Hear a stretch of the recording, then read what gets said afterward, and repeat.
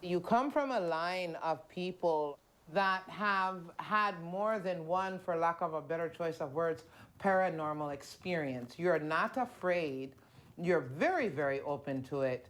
But you're a little bit of a control freak. And so that part of it makes it a little bit out of your comfort zone. All right. Because what I am a trained priestess. I have many ways and abilities to divine information, if you want to give it a very clear definition. I do many things, but I absolutely commune and chat with those on the other side. Some call them the dead, some call them spirits, names.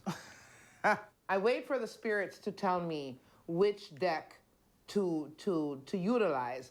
Now I'm looking at your numbers, and I know that you are a very maternal person.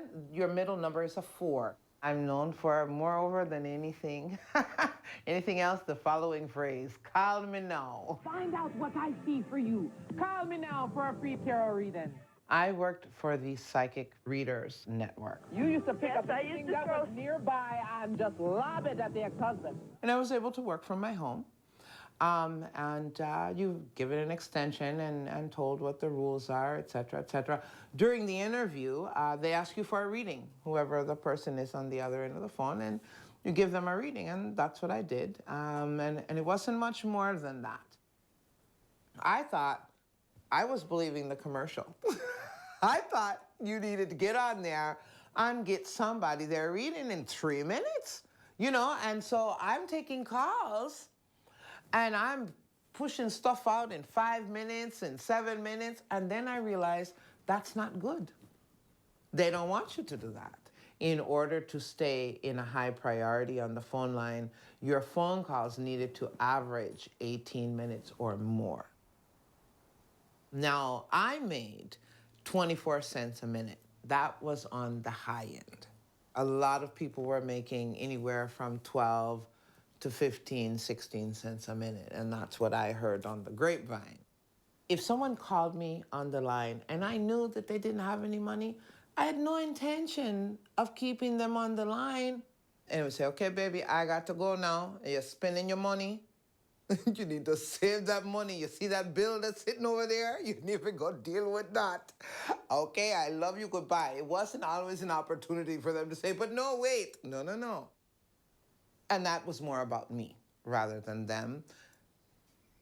And I say that even though it was their pocketbook, it was, again, more about my karma. Well, ultimately, that drove my averages down.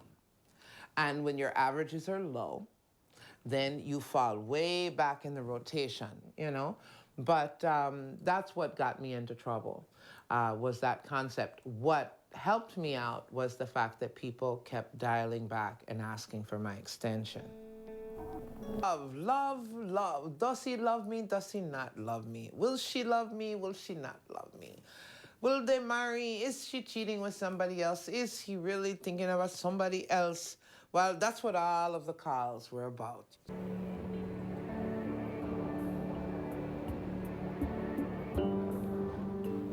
When I made the transition from the hotline, I giggle because once again, I think I was on the verge of being fired. When somebody said, "You know what, this particular extension is getting a lot of activity." And so they asked me, would I want to participate in a commercial? And I said no. And that was in '99. I said, "No, thank you." I said, "You guys don't even respect the cards." There was one particular producer. He called me one day and he said, "Okay, look, we're going to do it your way. And so what do you need? What do you do?" And he called me at my home and I said, "Look, I don't know all of what you all do. I'm going to show you what I do." And then we did the show. And it was a very different vibration. And I remember that young producer saying to me, he said, "You realize now that your life is not ever going to be the same." He said, "I'm telling you, this is amazing." And I said, oh, bless your heart. It's an infomercial star. Thank you. He's like, no, no, no, really. Your life is getting ready to change. Well, I didn't hear that. Arguing going on that I see by the 501. Who asked you to go out of town? The stupid young one or the married one? The married one. That's what I thought. You know, at one point in time, it was real clear to me that the persona that they wanted to create was quite different from the person that was Ure Cleo Malie.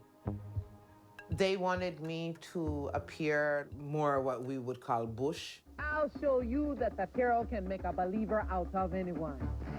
There is a secret, baby. You understand me? I actually had a higher up tell me one time, well, don't tell him you went to an all-girl boarding school. Why not?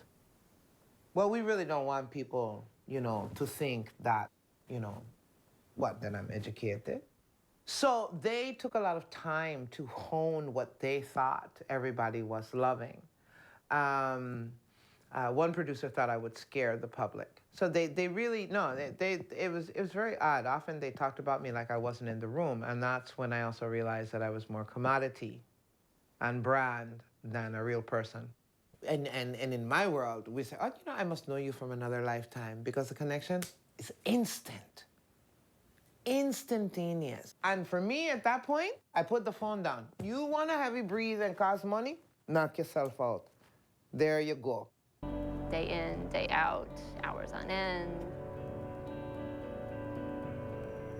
I have had more misunderstandings with people via email than I ever did talking to someone on the phone. Do I feel that I helped people on the hotline? Did I enjoy laughing with people? Did I feel grateful for them to trust me enough to cry with them? Absolutely. So much of it was a amazing experience. I remember the evenings, and I can see them now, working and doing what I did and being that other person on the other end of that line. I don't know who I helped. I don't. But people can say the right hello to you in the course of a day, and it can change your day. So I'm certain that I helped some people. The psychic hotline had been in business for almost 10 years before I became spokesperson. I signed a contract to come on and be videotaped or taped for a infomercial while I read cards. In a very short period of time, it went to product and this and that, and my face and my name showing up places that I didn't know anything about. The counsel that I had at the time didn't look at the contract close enough, I don't think. Neither he nor I took it that seriously. Again, it was an infomercial. From as much as I know and what I was informed of, the company was sued by the federal government, the FCC, for unlawful business practices. Many individual states sued the company as well.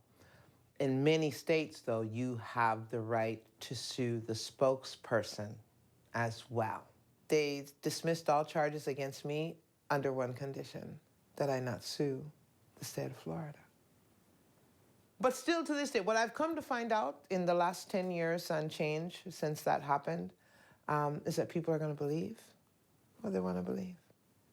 And I remember saying to my attorneys one day, I said, well, surely when the truth comes out, it'll be all right. And he looked, one of them, my lead counsel, looked back at me and said, not really, sweetie.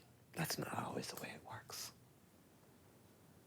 And I did not want to believe him. I thought that I was a fairly savvy individual and that I was not running around with rose-colored glasses on, but I surely did believe that if the truth was there in black and white, that, I'm sorry.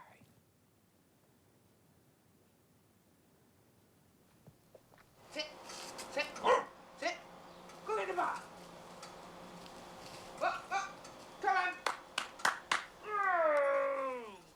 I still work on the phone. So I do a lot of my practice still via phone. Oh, she's a mama's girl. I get it. But yeah, I mean, that's pretty much it. I'm at an age now where I've done all the things that I was supposed to do, and hopefully put good karma out in the world. And so I work every day to do that, you know, and to make sure I laugh every chance I get, you know. I definitely believe that hotlines have a dynamic purpose in our society. And again, it's all about that energy connection. You know, I will prefer a conversation with somebody any day of the week over a text or an email.